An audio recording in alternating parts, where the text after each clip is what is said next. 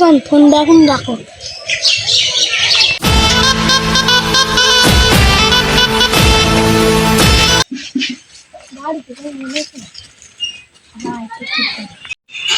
বাড়িতে দিতে নেই নাকি?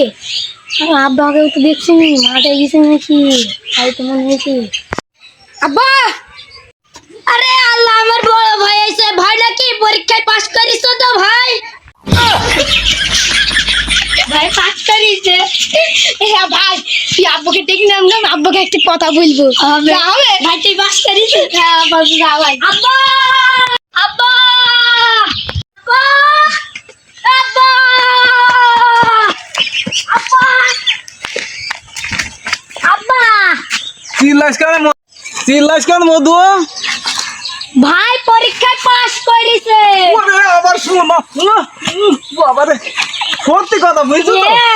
হ্যাঁ, ভাইয়া বাড়ি এসে চলো। হ্যাঁ হয়তো মধু আমার এইটুকুন হয়ে গেছে। চলো চলো। মহিলা আসবি তো, তো খাওয়া এইসব গাছ না গেছি। হ্যাঁ চলো চলো, দেখে আসি। জোরে চলো। হ্যালো ভাই পাস করিছে। চলো চলো।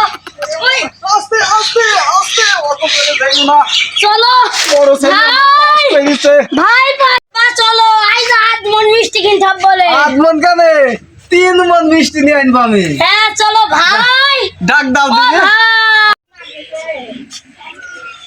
হ্যাঁ আব্বা, এই দেখেন, আমি এ দেখেন। হ্যাঁ আব্বা।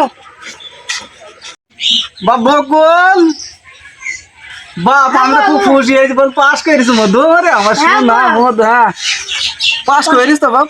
আমি কথা শুনি 3 মন মিষ্টির অর্ডার দিয়ে ফেলেছি। আব্বা, তোমাকে আমি একটা কথা বলবো, রাগ ধরবো না তো? বাপ বলো, আমি তো খুব আনন্দে আছি। রাগ কিসের, বড় ছেলে পাস করেছে বলো। আব্বা, হ্যাঁ আমি বলো। পরীক্ষা দিয়েছি।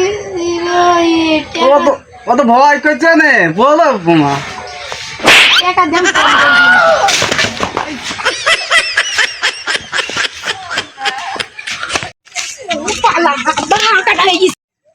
আব্বার হয়েছে। Dime si tú sola en la cama te toca.